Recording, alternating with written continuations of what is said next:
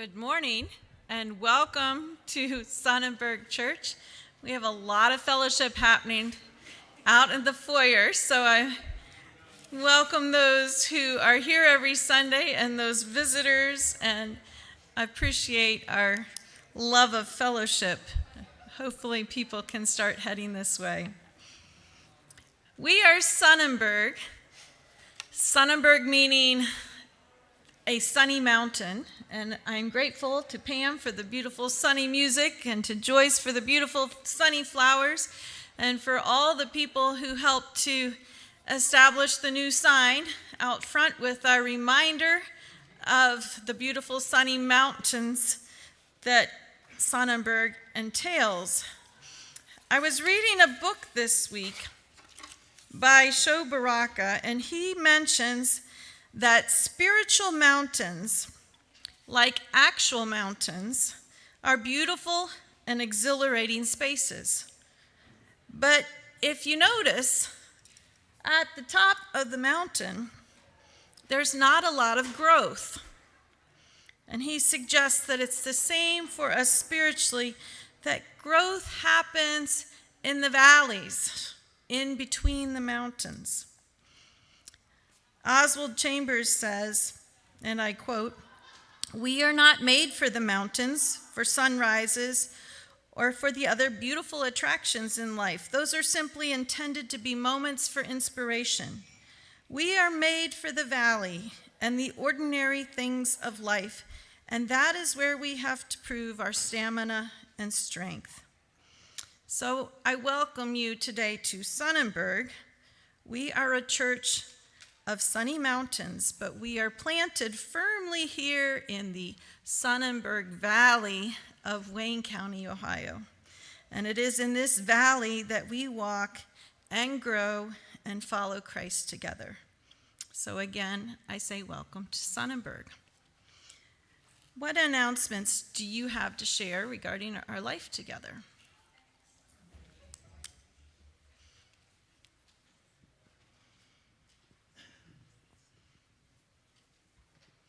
Good morning, this is Phil Raber.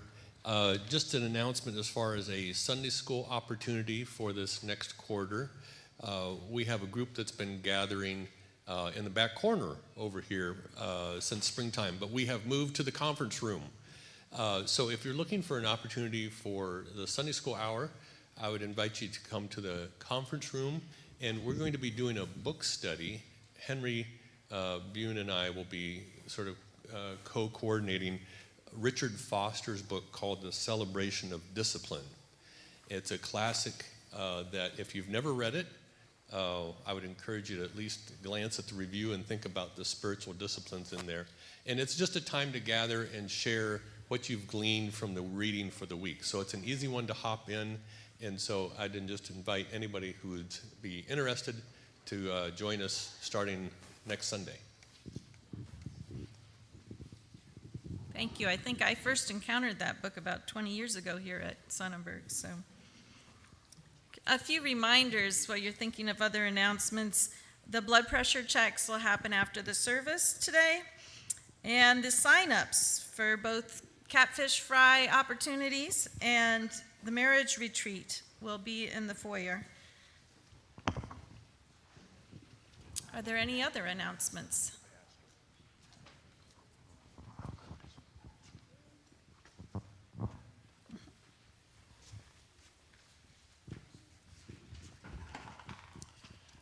I just wanted to remind you all, you saw in the bulletin probably, but I also am trying to put it out in as many ways as possible that my day off is changing.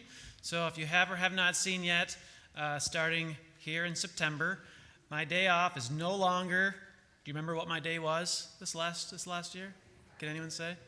It was Friday. And now my new day off will be Tuesday. So what are the chances we'll all remember that? So I really appreciate being available, and I kind of pride myself in being available. I don't have my phone on me. Like, I'm usually in the shower if I don't have my phone on me. So I am so available. But I'm going to try my best on Tuesday to not be available, and that's really hard for me, so I'm going to need everyone's help for Tuesdays to be my day off. So thank you. Look at you all passing that pop quiz so early in the morning.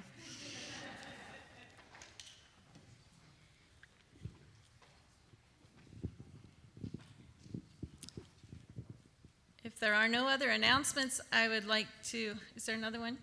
I would like to invite Barb up to present our children with Bibles. All right.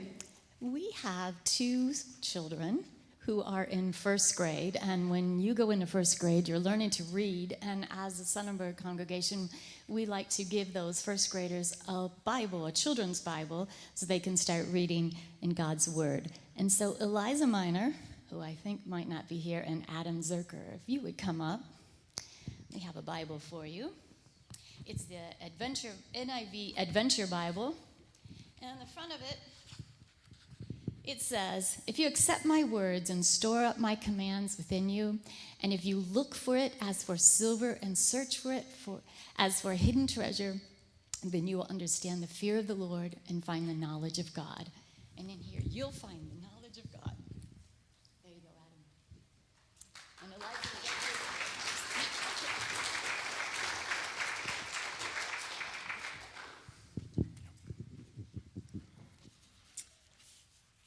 A very precious gift indeed. Today, Glenn will be introducing a series on the book of Mark. And he will give a more proper introduction to Mark, I'm sure. However, I thought I might set the stage by introducing you to the deer in my dining room. There are 4, and I have named them Matthew, Mark, Luke, and John. The first 3 are white-tailed deer, similar to the similarities of the synoptic gospels, and each deer has some character that reflects the gospel it corresponds with. And John is a mule deer hunted by my father-in-law, John, from Colorado. So he's a whole different nature altogether, much like the book of John. You'll note, you maybe can't tell from this picture, but Mark is the center of the synoptic deer. And he is not quite as refined as the 2 on the other sides of him. He's a little bit more rough and tumble. And similarly, the book of Mark is known for its action. The author of Mark is brief. His descriptions are to the point, and he uses the word immediately a lot. I have been told that where Christ is in each story of the book of Mark is as important as what he's doing, as Mark's main point is that the good news of Christ is for all. I think that Mark the deer seems to have seen a lot more action, so hence why I call him Mark. But there's probably no better way to introduce the Gospel of Mark than to read the very beginning of it. And so for our call to worship today, I'm going to read to you the first 3 verses of Mark. The beginning of the good news about Jesus, the Messiah, the Son of God, as it is written in Isaiah the prophet. I will send my messenger ahead of you, who will prepare your way. A voice of one calling in the wilderness, prepare the way of the Lord, make straight paths for him. The good news of the gospel begins here. Prepare for God's arrival.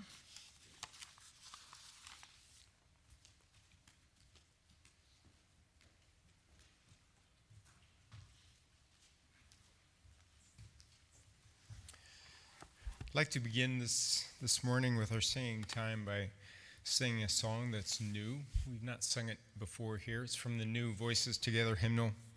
It's a Scottish tune, fairly easily sung unison tune. I think will be fairly easy for us to learn. I'm going to have Pam play it through one time completely, and then we'll sing the 3 verses. I invite you to stand for the first 2 songs.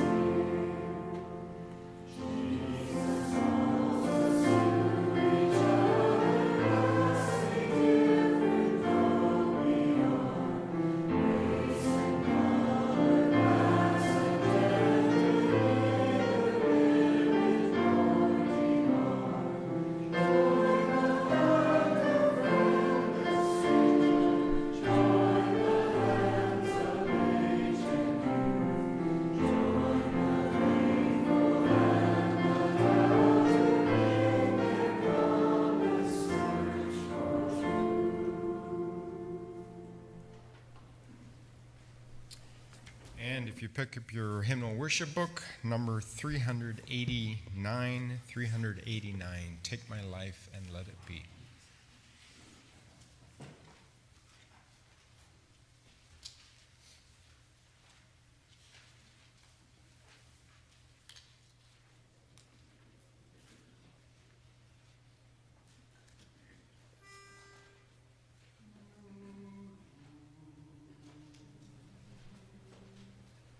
Take my life and let it be consecrated, Lord.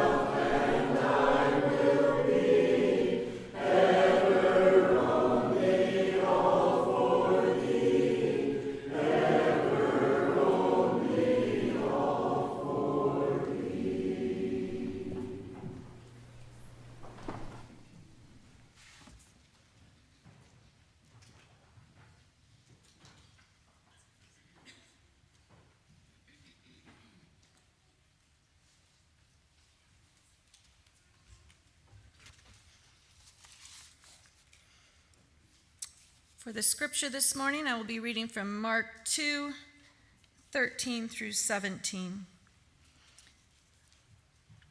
Once again, Jesus went out beside the lake.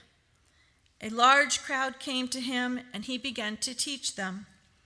As he walked along, he saw Levi, son of Alphaeus, sitting at the tax collector's booth. "Follow me," Jesus told him, and Levi got up and followed him. When Jesus was having dinner at Levi's house, many tax collectors and sinners were eating with him and his disciples, for there were many who followed him. When the teachers of the law, who were Pharisees, saw him eating with the sinners and tax collectors, they asked his disciples, "Why does he eat with tax collectors and sinners?" On hearing this, Jesus said to them, "It is not the healthy who need a doctor, but the sick. I have not come to call the righteous, but sinners."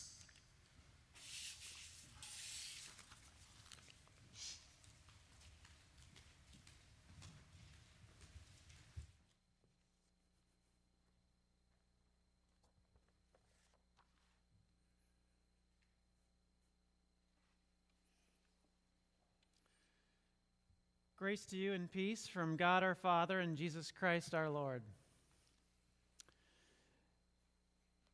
Thank you, Michelle, for introducing us to Mark. Dear Mark.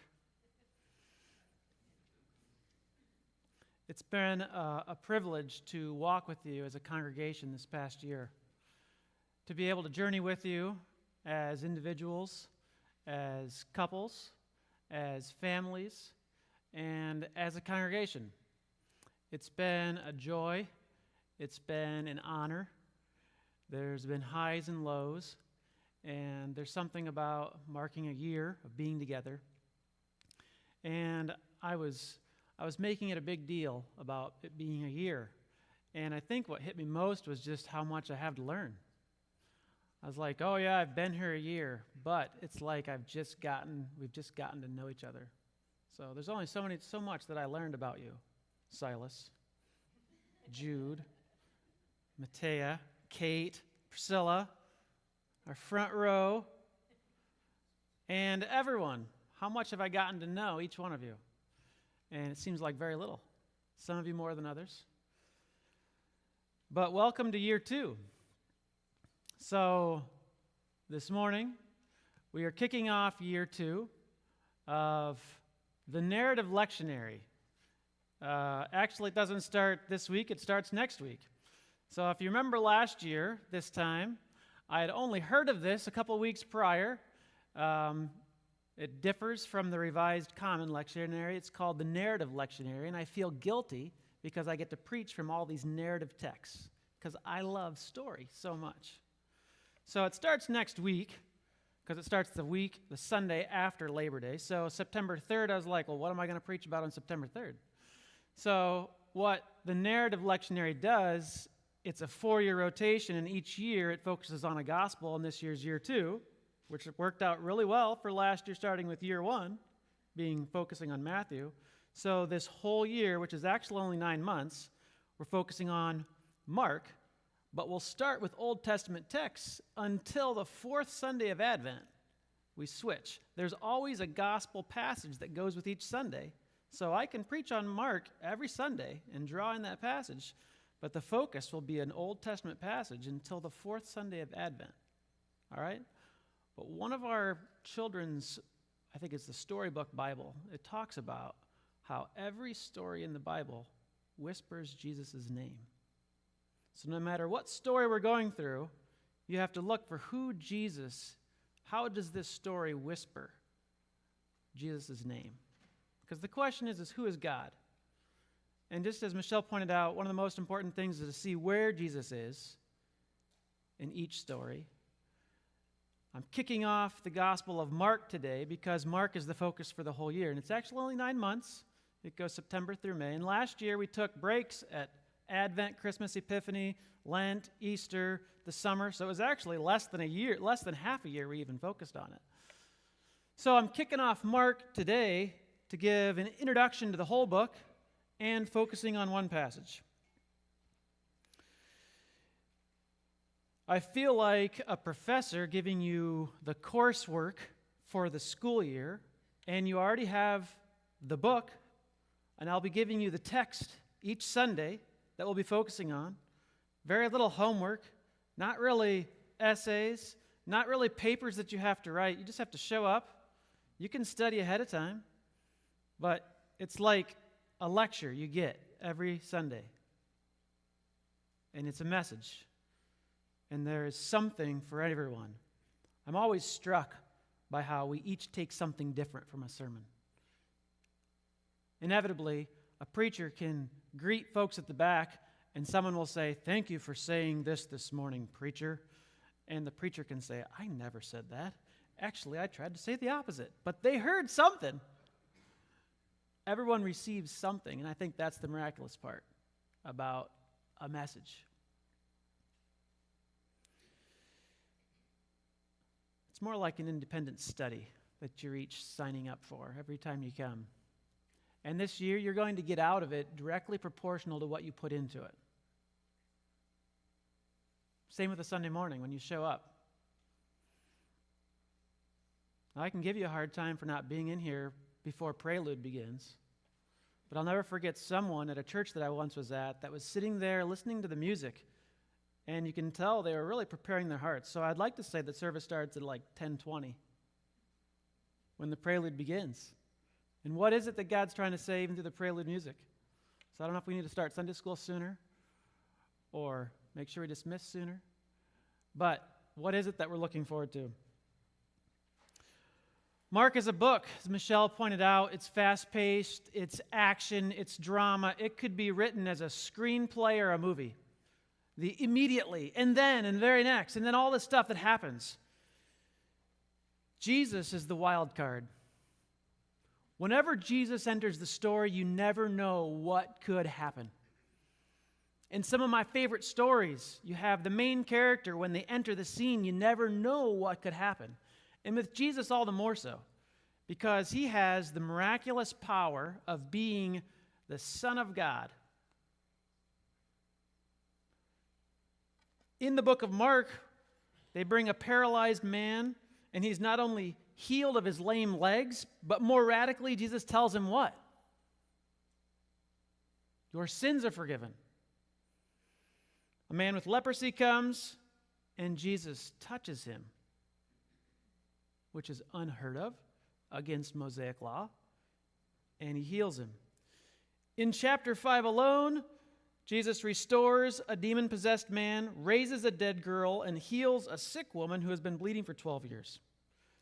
Jesus walks on water, he heals a deaf and a mute man, feeds 4,000, heals another blind man, and that's just halfway through the gospel.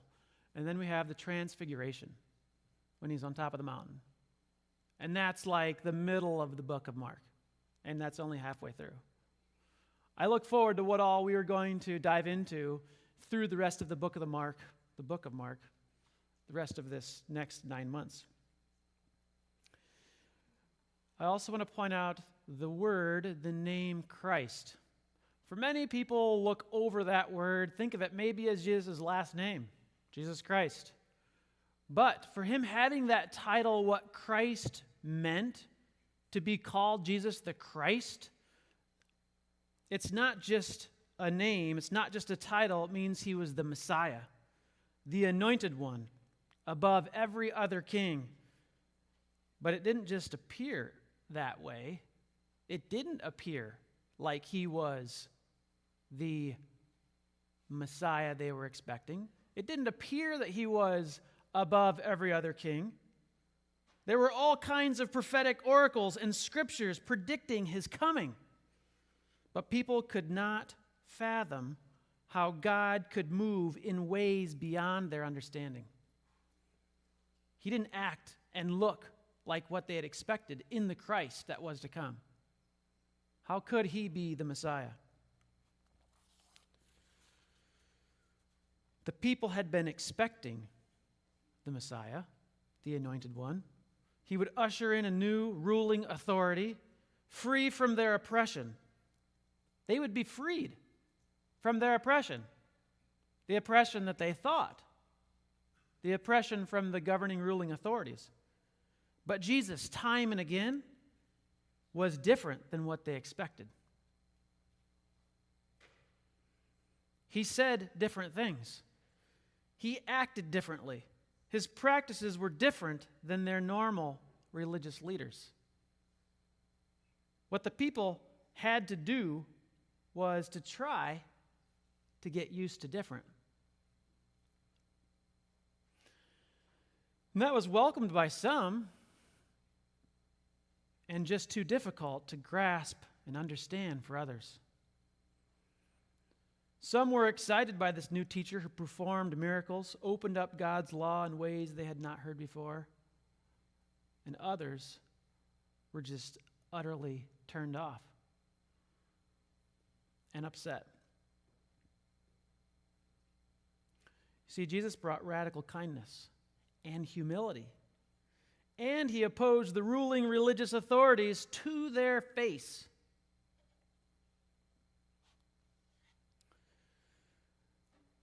The Chosen is a TV series based on the life of Christ, and some of you are familiar with it.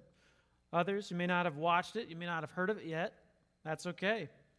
This TV series portrays and explains some of the cultural challenges and realities of the first century that can be difficult to understand in simply a flat reading of the Bible.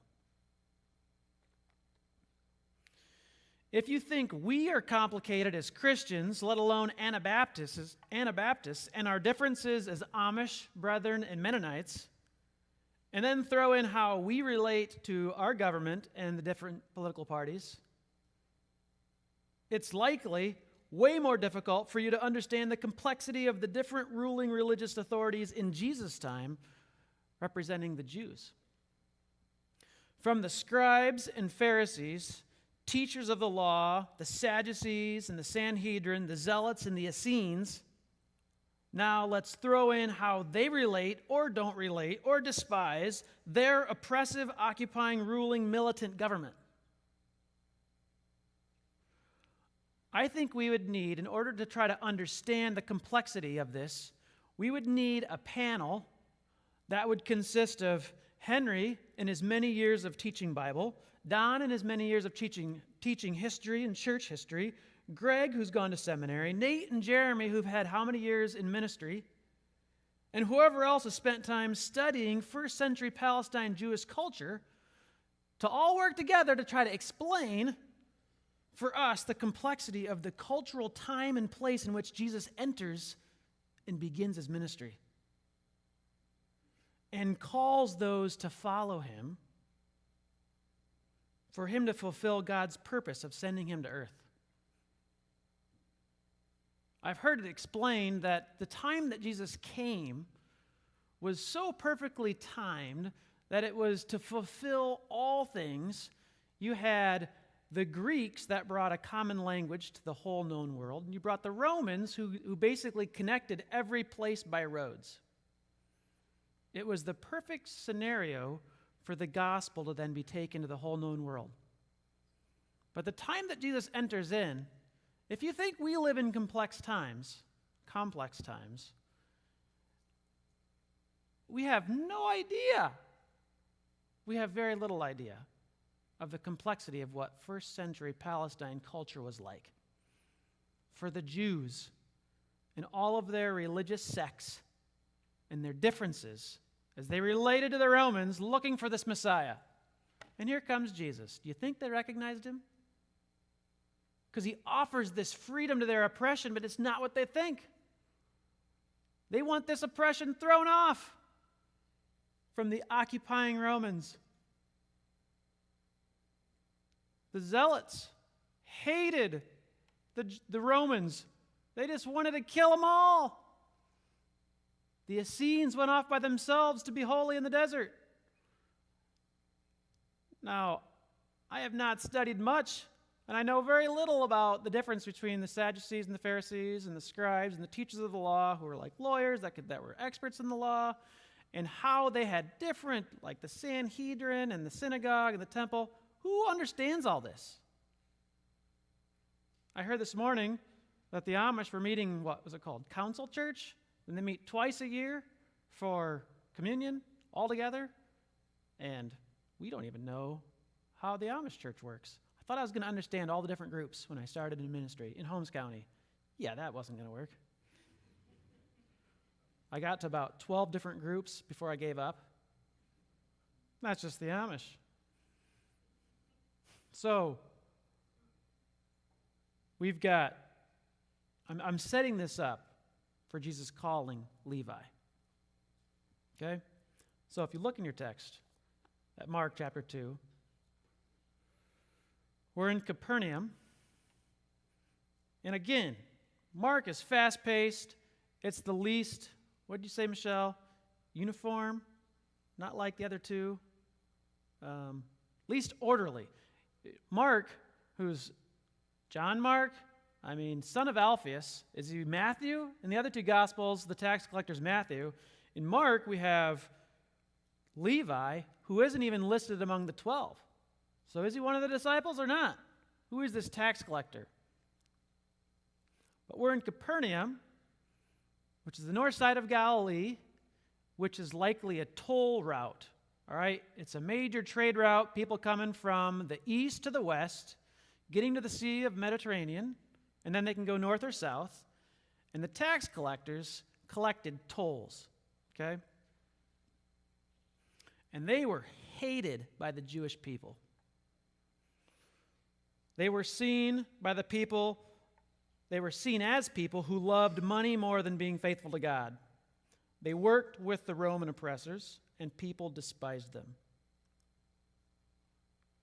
So if you can imagine the Jewish people that despised the tax collectors that worked with the Romans to collect the taxes from their people who were already oppressed and they were bleeding them dry, the tax collectors, I don't think we can fully grasp how much they were despised by their by their Hebrew brothers and sisters.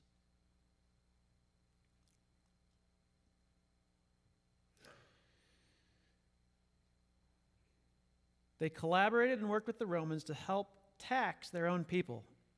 It makes our relationship with the IRS seems like we're best friends.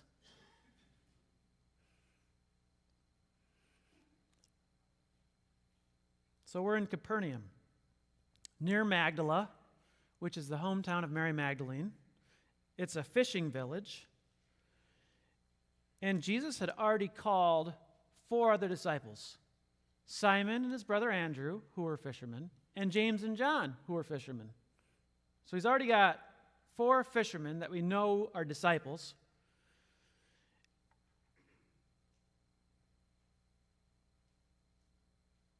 And Jesus calls Levi. It says, once again, Jesus went out beside the lake.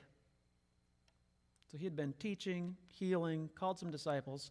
A large crowd came to him, and he began to teach them.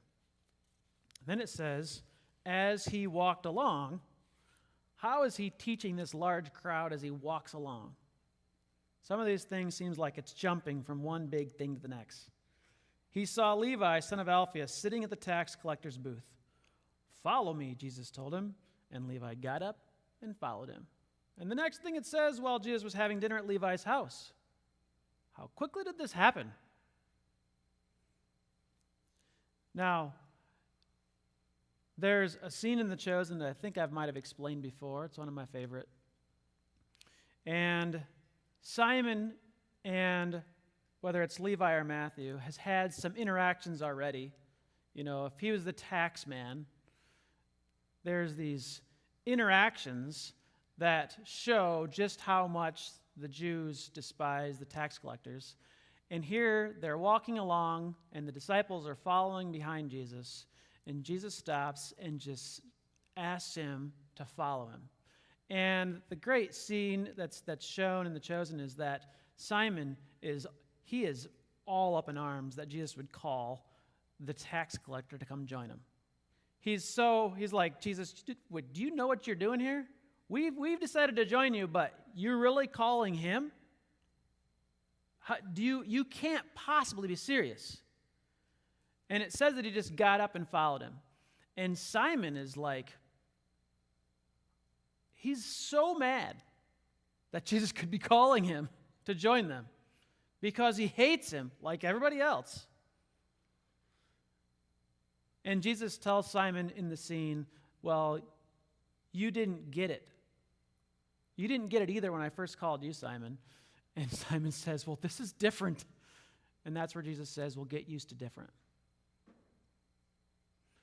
Because Jesus is calling even those who we think are to be despised, that are not worthy of being able to be called one of Jesus' disciples.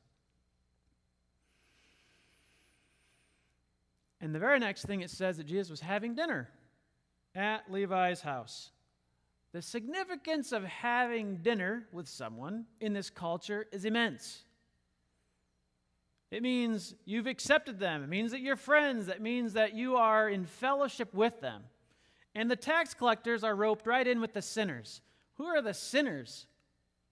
Like, if this is what Mark is talking about, the sinners, are they simply the ones that are blatantly not following Mosaic law?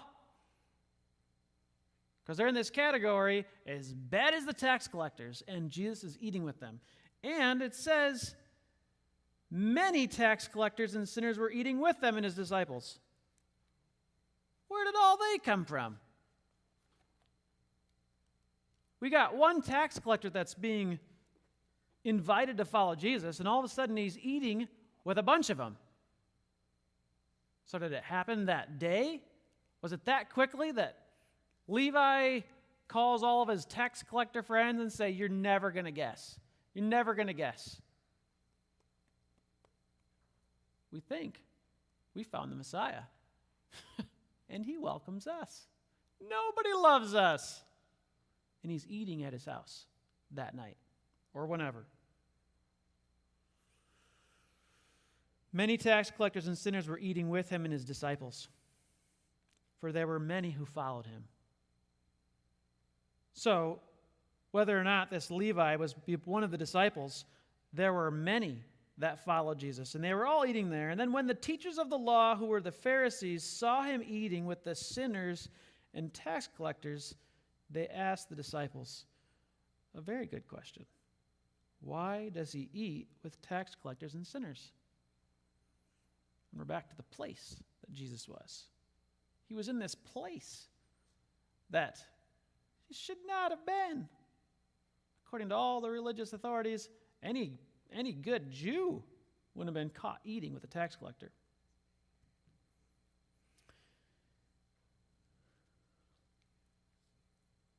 On hearing this, Jesus said to them, "It is not the healthy who need a doctor, but the sick."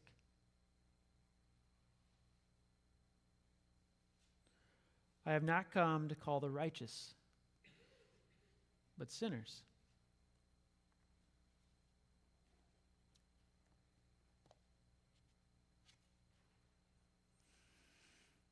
I'm going to leave you with a couple questions.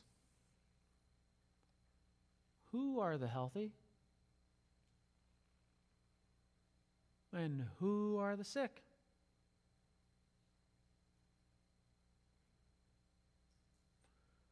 Who are the righteous?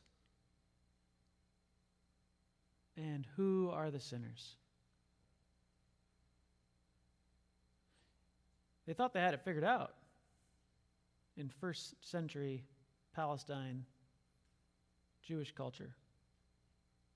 And Jesus did it differently. So, this is where I feel the sermon begins. And this is where I'm ending it. Who are the healthy today? And who are the sick?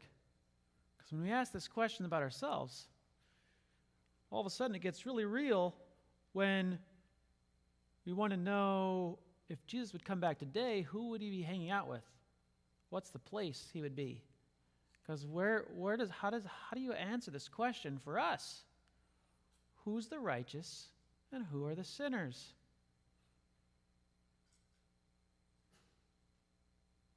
Because if we are self-righteous It's the ones that think, oh, there's people that are way more sinners than me. We're like the one that proclaimed that we're good. And there's others that need Jesus. They need to be redeemed. Well, the irony comes when we think we're good, we think we don't need, we think we're the healthy. But how do we realize our own need for Jesus? Do we have to admit that we're sick? And it can get confusing, even in my own head, trying to figure this out. Because if we are the ones that are deficient, and if you recognize that, and you think of yourself with sober judgment, and you realize, I am the one that's also in need of this redemption, that's the point where you realize the grace of Jesus dying for us. And then you're good. But you had to reach that place of humility. I love the verse that was in the Bible that you handed out, Barb. The seeking wisdom. That's like my favorite verse. It's framed in my office. Looking for it as for hidden treasure. And it's how do we seek humility? I just talked about the confidence that we can have and not arrogance. But it's understanding this place of humility of realizing, well, I want to leave you with the questions.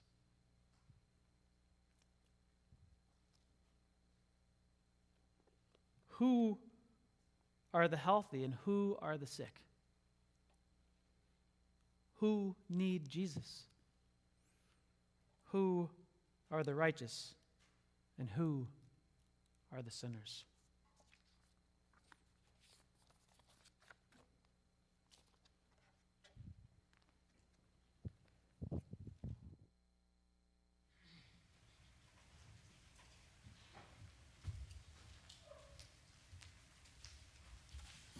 Please turn in your purple Sing the Story hymnal to number 39. Number 39, Will You Come and Follow Me? We typically sing verses 1 through 3, but today we're going to change it up a little bit. We're going to sing verses 1 and then the 2 optional verses at the bottom of the page, and then we'll end with verse 3. We will not sing verse 2.